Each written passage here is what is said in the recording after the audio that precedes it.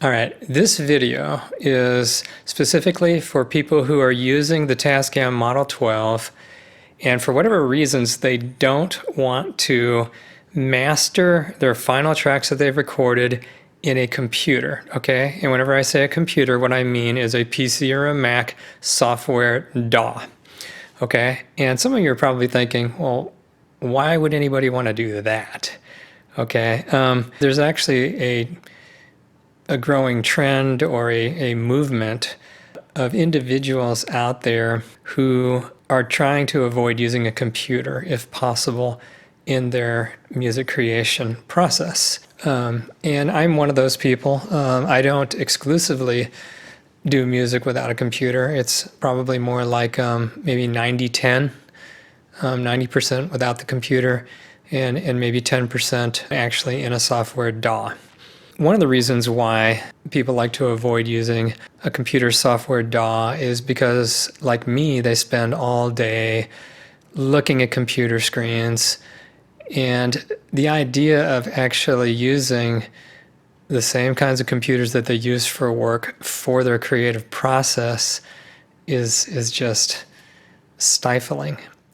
Another problem with using a computer for some of us is what I call option overload.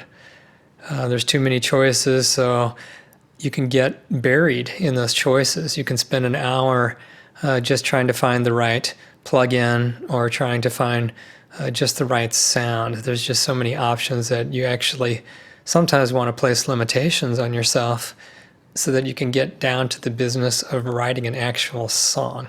Now, there's no rules in music creation.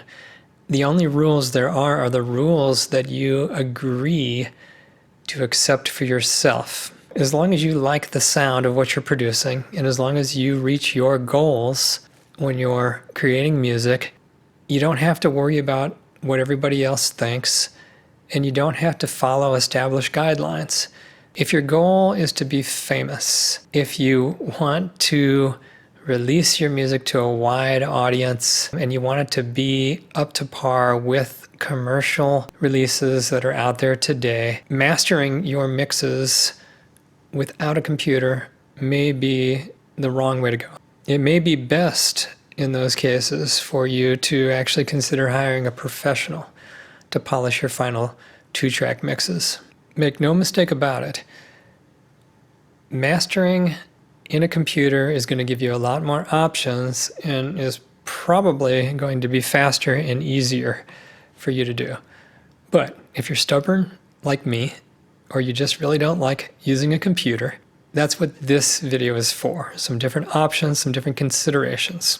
And this doesn't just apply to the Model 12, it could apply to folks who are using a multi-track tape recorder or folks that are using a different type of recorder. Of course, the Model 16, the Model 24, a lot of this would apply to people using those as well.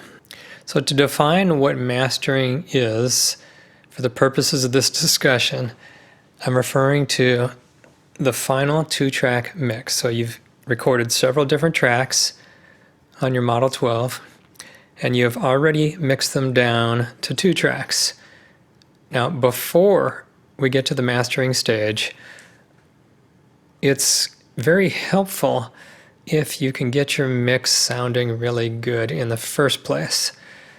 So, paying close attention to the space that your different instruments sit in. For example, if you record a bass guitar on one track, that you look at where you can narrow down the frequency range with your EQ. In this case, the Model 12 has high and low shelving EQ and a parametric EQ. So you can use that along with the compressor to sort of sculpt out a space for that instrument so that it doesn't override other instruments. A lot of times the interaction of the frequencies between different instruments can create resonant peaks, which is areas of the frequency spectrum that are much higher than other parts of the spectrum, so that whenever you turn the mix up louder, those areas stand out in a way that you probably don't want them to. So one thing you can do, staying within the Model 12, is you can take the 2 tracks that you've bounced everything down to, you can copy those to 2 unused tracks within the Model 12 itself. Then you can use the effect sends and the internal effects and the compression and the EQ to maybe tame some things and make some adjustments after the mix that way. It's very limited, but it may be enough. Another question you have to ask yourself is, do you really need to master it all? It could be that you've done a good enough job recording the instruments in the first place and mixing them down. Maybe your goal is just to share your music with friends and family. Or maybe you just want to have it as a background track to a YouTube video, for example. So depending on what it is that you want to do with your final mix, you may not need to master it all. All right, so let's say that you have used everything possible that's available inside the Tascam Model 12, and maybe you've applied some external effects using the send returns, and you're still not satisfied with what you've got. Okay, so there's a lot of different options out there. I'm just going to talk about things that I might do. And one of those things is I might use another digital multi-track recorder that I have sitting around.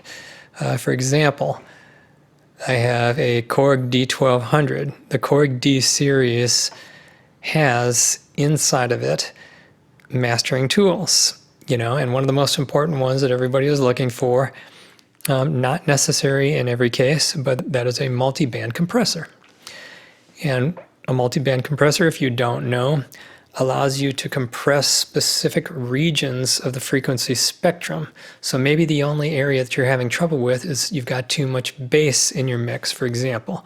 You can apply larger amounts of compression to the bass frequencies and maybe lesser amounts to the mid-range and the high frequencies. Or you may have something else troubling your mix. You may have too many mid-range frequencies. So that's the area you want to compress further.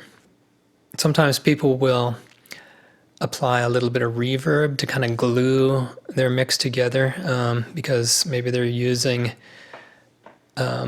different types of reverb on the different instruments, so they just need one overall reverb to kind of glue everything together a little. Or maybe they recorded the vocal too dry, and adding that little bit of reverb to the overall mix is just enough to spice things up a little, the way that you want it to be in your final product. All right, so the D1200, the D1600, the D3200. I don't know about the D12 and the D16, those older Korg models, but if you have one of those laying around, it would be worth looking into, worth giving it a try. Either export the 2 tracks from the Model 12 and import them into your digital recording device, or you could actually record them using line outs of the Model 12 going into the line ins of your digital recorder.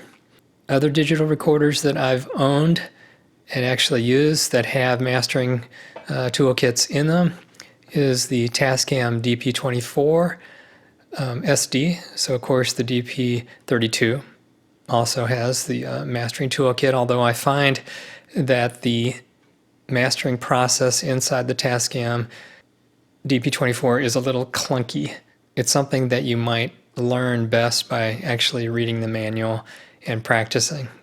Another digital recorder that comes to mind is the Roland VS series, like the VS 1800, the VS 1824, the VS 1680.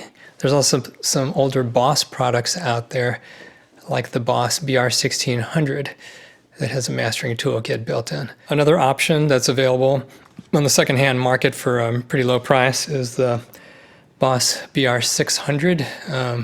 This is a highly underrated device. It has, again, the mastering toolkit that's very much the same as what's found in the BR1600 and BR1100s. A lot of people don't like to use this because it utilizes a proprietary compression that was developed by Roland.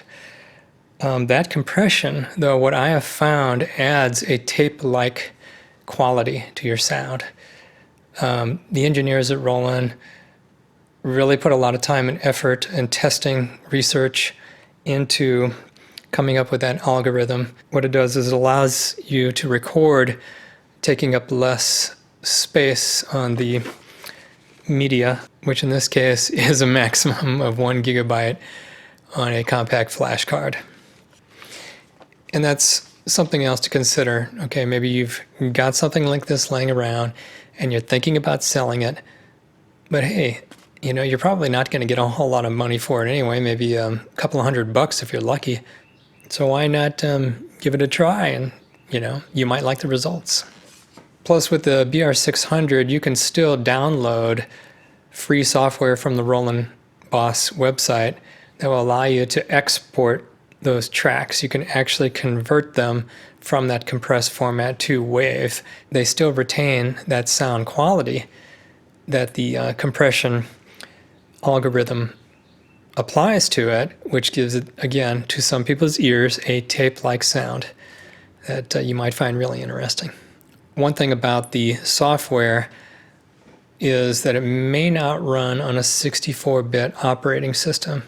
So I did take an old computer and I loaded it up with both a 32-bit and a 64-bit Windows operating system, and I run it in 32-bit mode, if you will, so that I can use that software to export these tracks.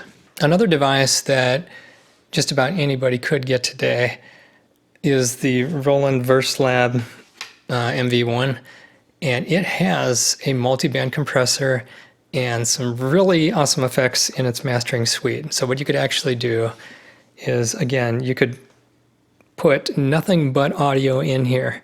You could set the tempo really, really low and not record anything on any of the other tracks, and you could record just audio into this and use the mastering tools, and you could generate a pretty decent final mix with that. Again, not something that you would probably consider 100% professional, but it may be good enough for you. I don't recommend that you buy the Roland Verselab just for this purpose unless you've got a lot of money laying around.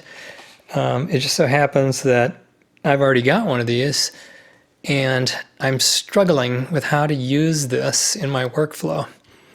So before I sell this, I'm going to attempt to use this as a mastering device just to see. And also, I don't want to get into it too deeply, but this has got some really, really incredible built-in sounds, over 3,000 built-in sounds. I'm intending to make another video that's exclusively covering how to use this as our mastering machine.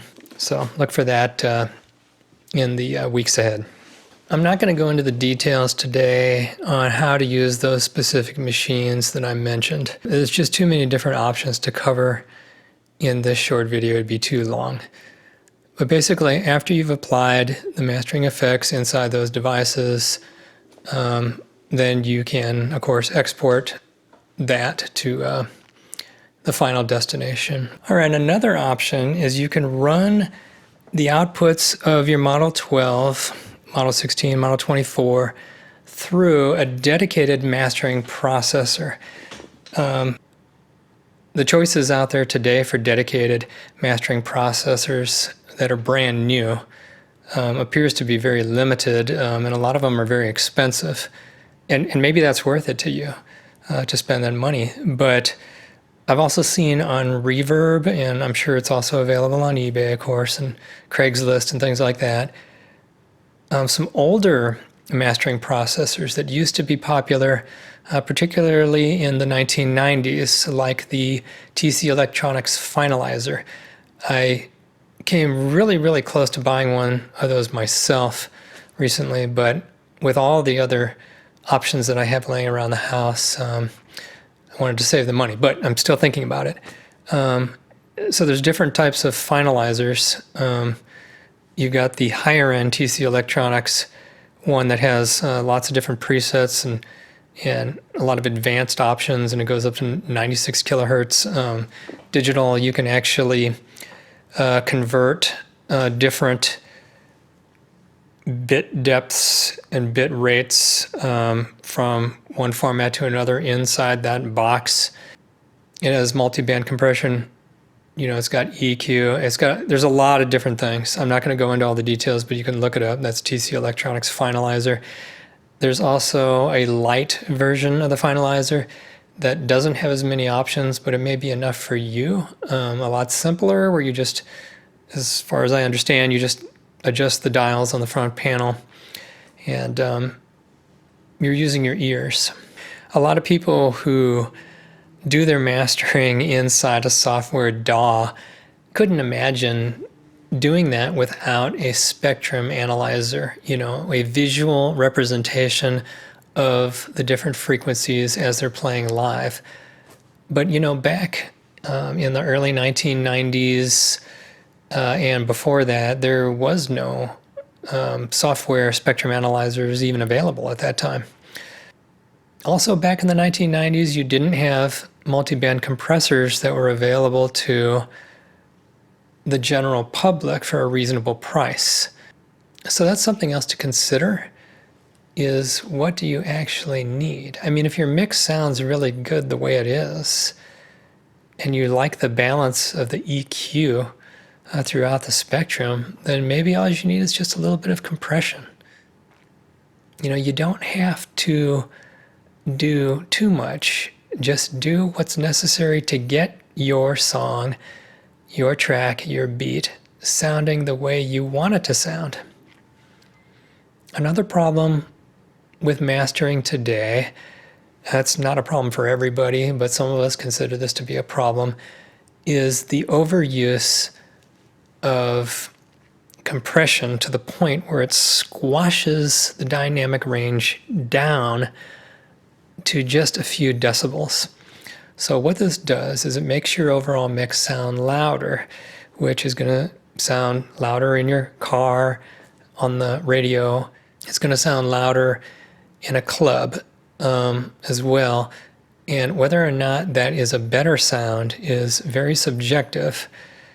Live performers usually don't play with everything compressed so heavily that it's at a constant volume.